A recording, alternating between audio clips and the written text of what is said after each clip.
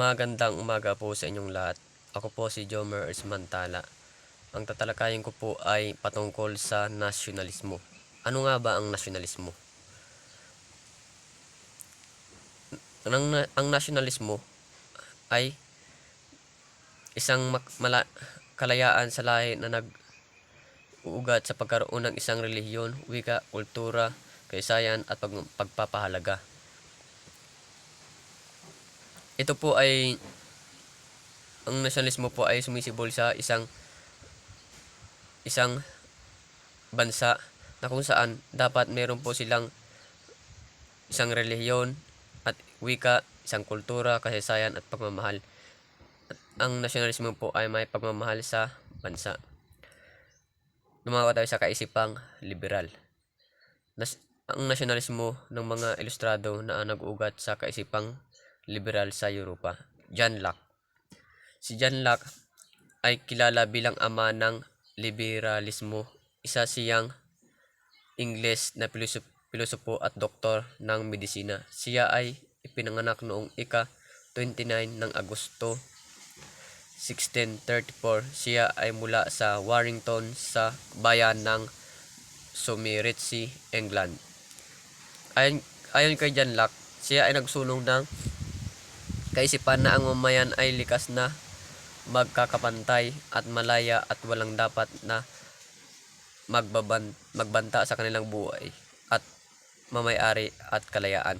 Ayon sa kanya, dapat ang isang kaisipan ng mamayan ay patay-pantay, malaya, walang lamangan at walang masyadong krimen na nangyayari. Dumako naman tayo sa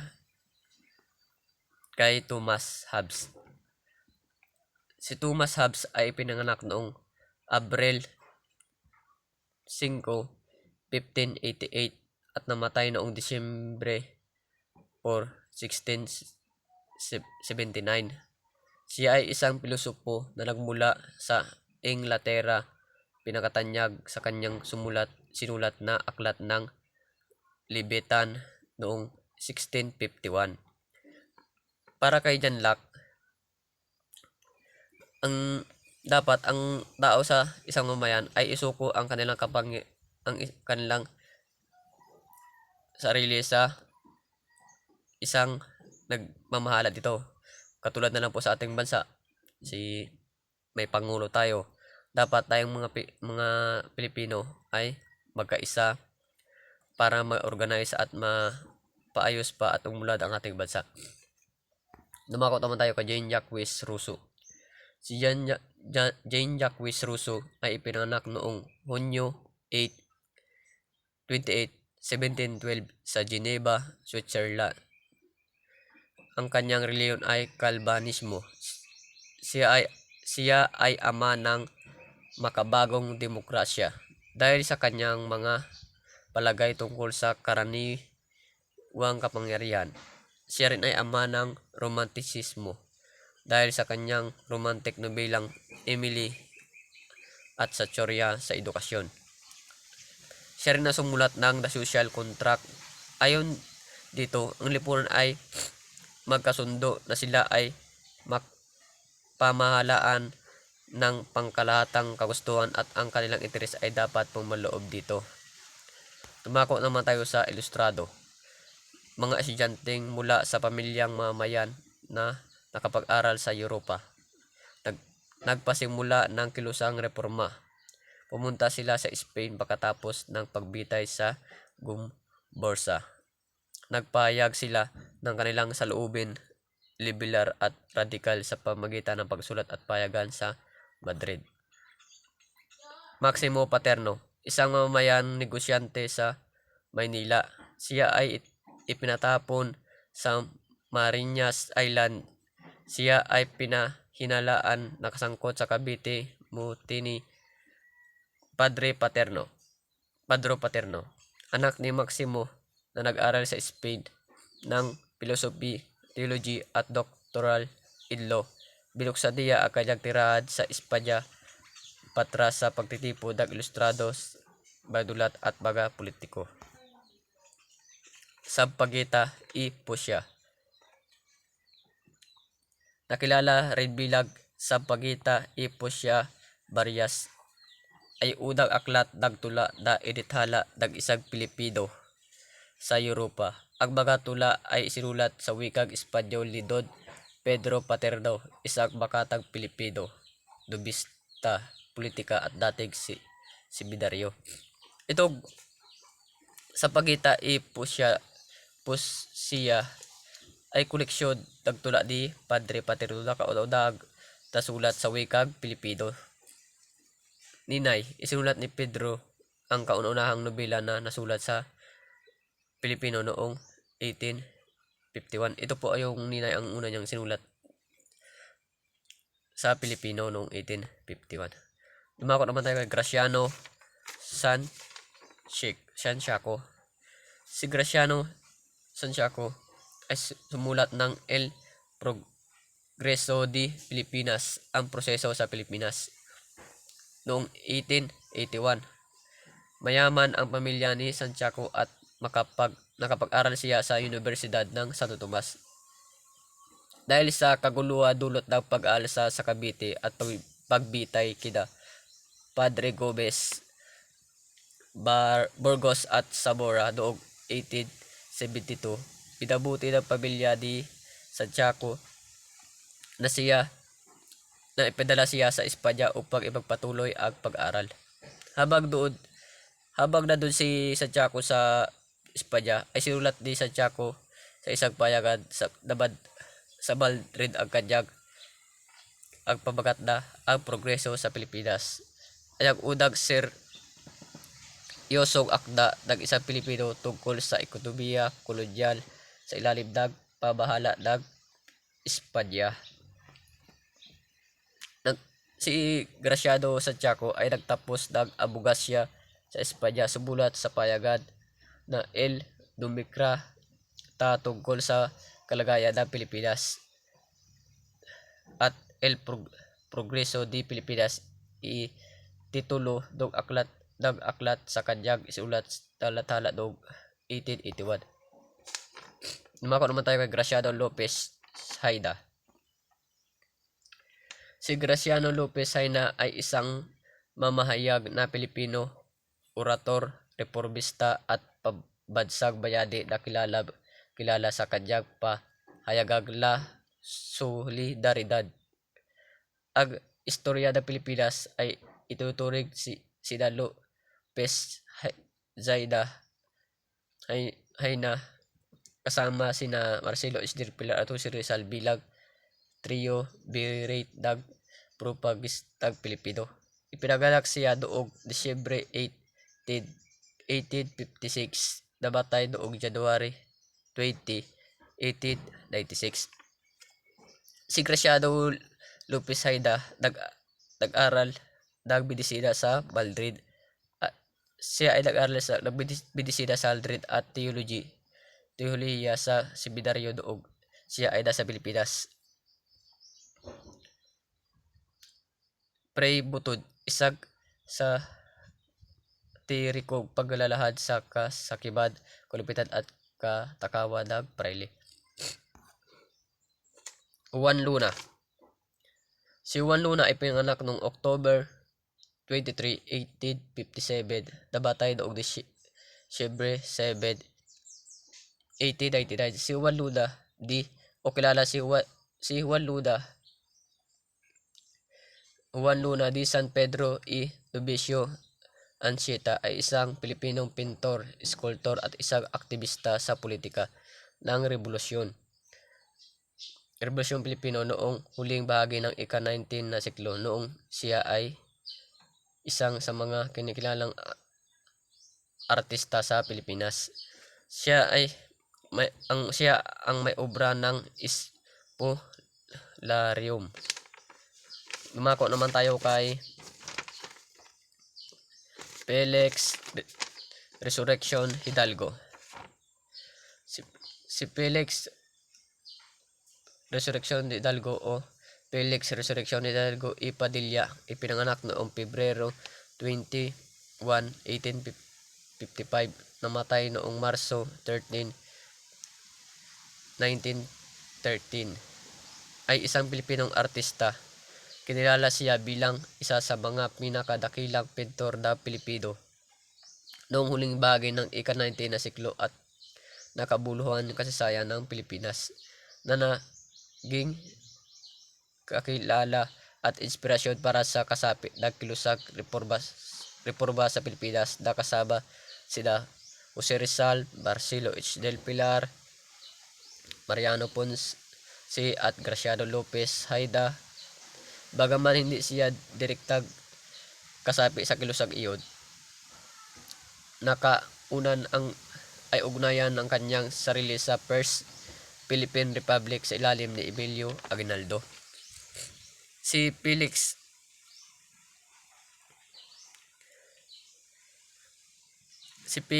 Resurrection Hidalgo ay isang obra na sinali sa Esponcio de Bellas Artes. Tumako tayo sa Los Dos Mundos. Payagan ng lathala noong Enero 1883. Jesus Ponde y Balji ang kaununahang patnugot na isang Espanyol. Layunin ng payagan, hingi ng pagkapatay na karapatan para sa mga kolonyal tulad ng yatabasa sa probinsyano ng Espanya. Ambag sa abot na makaya sa pagtaas ng pagkalahatag kapakanan sa Pilipinas. Pakatlo, gawain ang lahat na ilagad upang ipaunlad ang Pilipinas tulad ng ibang bansa. Ika-4, ipaalam sa ibang bansa ang tungkol sa pag-unlad ng Pilipinas. Nabawa tayo kay Jose Protasio Rizal Mercado y Alonso Realonda o Jose Rizal. Siya ay isang pambansang nasyonalista at pulibat ng panahon ng kolonyal ng Espanya ng Pilipinas. Siya ay tinuturing na pambansang bayani ng Pilipinas. Ipinanganak siya noong June 19, 1861 sa Calamba, Laguna. Namatay noong Disyembre 30, 1896 sa Rizal Park, Manila. Ang famous na akda ni Jose Rizal ay ang Noli Me Tangere at El Filibusterismo, mga nobela na inathala niya. Nobelang Noli Me Tangere, Huwag Mo Akong Salingin, El Filibusterismo, Ang Subversibo.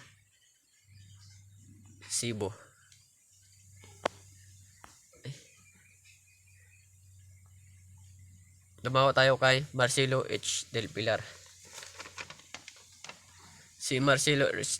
del Pilar ay pinanganak noong Agosto 30, 1850 sa Bulacan. Namatay noong July 4, 1896 sa Spain. Si Marcelo H. del Pilar o Marcelo Hilario del Pilar y Gatmaitan, karaniwang kilala bilang Marcelo H. del Pilar at kilala rin sa kanyang panulat na Plaridel, ay isang manulat, abogado, mayagan at pre-mason. Si Del Pilar kasama sina Jose Rizal at Graciano Lopez ay nakilala bilang mga pinuno ng kilusang reformasyon. Siya ay bahagi ng kilusang reformasyon. Asimilasyon ng mga lugang tanggapin ng Pilipinas bilang lalawigan ng Espanya. La Solidaridad. Ang La Solidaridad ay isang samahan na inilika sa Espanya noong Disyembre 13, 1888. Binuo ng liberal na Pilipino na ipinatapon noong 1872 at ang mga mag-aaral na dumalo sa mga universidad sa Europa. Nilayon ng samahan na dagdagan ang kamalayan ng Espanya sa mga nangailangan ng kolonyal nito, ang Pilipinas, at mapalaganap ang isang malapit na ugnayan sa pamagitan ng Pilipinas at Espanya. Itong La Solidaridad ay binuo noong panahon ni Jose Rizal. Ito ay isang pamahayagan ng kilusang reforma. Lumabas ang unang isyu noong Pebrero 15, 1889. Masumre, isang samahan na nagsulong ng makalayang kaisipan, kadalasan ay matiwasay sa mga patakaran at paniniwala ng Katoliko. Revolusyon, unang Pilipinong Masonic Lodge na itinatag ni Lopez Haina sa Barcelona noong Abril 1898. Layunin ng payagan, asimilasyon, ng patalsik ang mga prayle at mapa sa ilalim sa mga paring sekular ang mga parokya. Makamit ang kalayaan sa pananalita, pagkapantay-pantay ng lahat sa harap ng batas, presenta sa lehislatura ng Spain. La Liga Pilipina, initinatag ni Rizal noong July 3, 1892 sa London. Ito ay isang lihim na samahan itinatag ni Jose Rizal sa bahay ni Duyatero ang Sionco sa Street Tondo, Maynila noong Hulyo 3, 1892. Ang layunin ng La Liga Pilipina ay upang mabuo ang isang bagong pangkat na naglahangad na maisangkot ang mga tao ng direkta sa reforma kilusan. Layunin nito ay ng La Liga Pilipina ay magbuklod ng ang buong bansa upang maging bansang matatag at isang lahi, magtulungan sa harap ng kagipitan, pagtatanggol laban sa karahasan, pagtataguyod ng edukasyon, komersyon at agricultural, pag-aaral at pagtatapat ng reforma. Dahil nga dati hindi man masyadong yung mga Pilipino hindi naman masyadong nakagawa ng mga bagay na di tulad ngayon. Ito po ay binuo ni Jose Rizal upang ikayat ang mga Pilipino na mag-aklas sa Espanyol. Noong July 7, 1892, ipinatapon si Rizal sa dapitan Zamboanga dahil sa pagsulong ni Jose Rizal na at pinangunahan niya ang mga Pilipi at upang pinangunahan niya na ipaalam sa mga Pilipino na dapat silang maaklas at maging matapang upang sila ay lumaban sa at maging ganap ng malaya ang Pilipino sa Espanya. Nakaka tayo sa katipunan o katipunan, katastaasan, kagalang-galangan na katipunan ng anak ng bayan o KKK, lihim na samahan na itinatag ng Andres Bonifacio, Laguistao, Diosdado, Arellano, Theodore Plata at Valentin Diaz noong July 7, 1892. Katipunan ng masa, katipunan, samahan ng Ilustrado, Reforma. Itong po na to ay binuo ni Andres Bonifacio upang lumaban sa mga Espanyol. Sila po ay gumamit ng mga itak o mga barel upang pigilan ang mga kaganapang hindi kaya-aya na ginagawa ng mga Espanya sa ating Pilipinas noon. Kaya ito po si Andres Bonifacio at iba niyang pangsapi ay isang matapang na bayani na nagtanggol sa atin noon. At yun lang po at maraming salamat.